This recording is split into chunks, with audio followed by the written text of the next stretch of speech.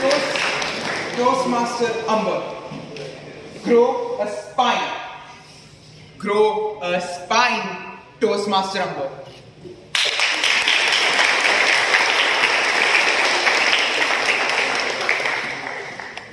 All the world's a stage, and all men and women merely players. They have their exits and their entrances. And one man in his life plays many parts, his acts being 7 ages. Now those were the first 5 lines of a monotonous poem by a monotonous man. And since we do not like monotonity, I am going to say the next 2 lines in my version. Babies don't only mew like you. They're like a black hole you throw money at all your life, except later when they grow up, they get syphilis and a speeding ticket all on the same day. Alas, we digress. Ladies and gentlemen, if there is one thing that writers conveniently don't write, and readers hence don't read, is the fact that it's not all rainbows and sunshine. Not every story has a happy ending. A cool winter day with you basking in the sunshine like a French baby on the beach must descend into a terribly cold winter night with people dying on the street. A full stop must follow all sentences.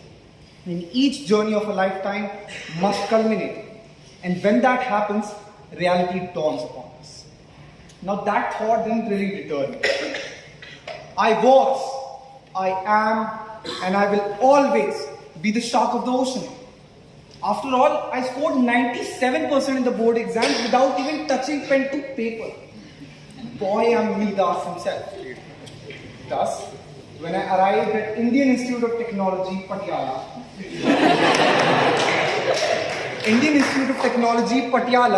I was so sure that I was going to ace this thing called college. I believed that everyone around me was trying to help me do big things in life. Like the earth was created to be trudged on by the auspicious footsteps of 𝗟𝗲𝘃𝗲𝗹. Alas, that red dream didn't really last long. I quickly realized that the people around me were nothing like me.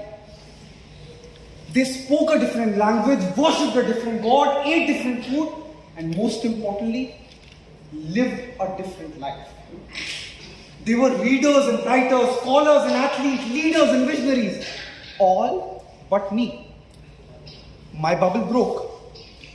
I didn't belong here, I said to myself.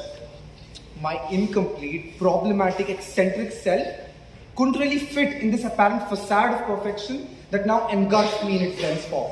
Just to reiterate the incomplete part of me, this blazer and the shirt, these pants and those shoes and the tie belong to 5 different people. I borrowed it all. But alas, ladies and gentlemen, I was someone who was mollycoddled until yesterday by his mother and father running behind him to feed him milk when he left for school. And I was thrown into this tundra where I was not sure what I'm going to do next. I quickly realized that I was not the shark, at least no longer so. I was instead the jellyfish who has not yet learned how to use its venom but was surrounded by ferocious sharks inclined on making him their next meal. Alas, I turn my attention unto you now, dear listener. Do you think you can make it big in this estranged land? Does anyone here has the audacity to say that they have got it all figured out? One whiff of the aura of a new unexplored city will send you on it, and your brimming heart and mind with emotions and hormones and lacking all sorts of sense whatsoever will send you on a trail of exploring yourself. Before you know it, you'll be lying in the backseat of a drug lord, half naked and high as a kite. Bold statements were they. Did that stifle your preposterous ego? Or you? Guess what? I don't care. Since you don't have the spine to get up, and I have the audacity and the privilege to continue speaking, I shall do precisely that. Not to be too kind on you metaphorical infants of this world of college, but to give you the closure you very well deserve. It is all right to be frightened of the future.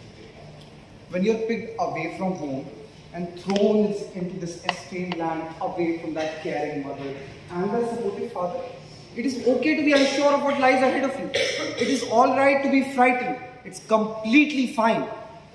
But to let that fear wither away all your spirit and lose your sight of the goal itself, that, my friend, is unfair to you as a person. Case in point, 𝗟𝗲𝘃𝗲𝗹. This lady was one of the 4 people that was selected to give a speech in the massive open-air theatre. In front of a crowd of hundreds, she stood right there on the stage, speaking delightfully, while you, sitting on the steps, stared into the deepest corners of her soul, waiting for her to fall. 30 days of lectures, labs, tudes, practicals, after hours, jaggi, course. Our champion here has lost all her spirit. One fine night last week, she texted me saying, I have bombed in 2 society interviews and I'm unsure if I'll ever be able to get into any society whatsoever. Now her adorable naivety is extremely comical to all of us who are no longer freshmen. But this actually reflects a very important part of your character. As soon as you accidentally smear the first blot on your otherwise flawless canvas, you go bonkers. You want to cry for your mama and no longer want to stand here, want to go back home. Ladies and gentlemen, that is unfair to you as a person. I'd like to tell you a statistic. About 22% of people die when they are sleeping. Now 22, the number 22 is about half of our team here at Thapar Toastmasters. Boys, you managed to be in the 78% not dead, ate mess food twice in one day and did not get hit by an auto wala during the ride of time. That, my friend, is a miracle in itself. You, and the rest of you have been chosen by God to do exactly what you're doing right now, which is listening to me. But, quite seriously, and to again give you the closure you deserve, keep that faith strong. Do not let toxic individuals wither your spirit away. You have what it takes within you to make it big in life. You have what it takes.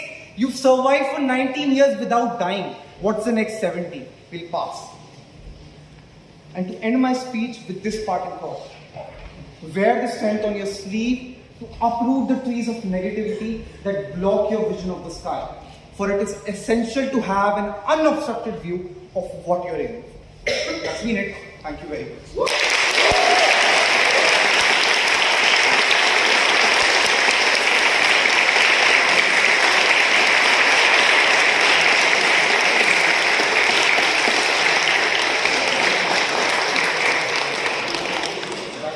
Thapar Toastmasters.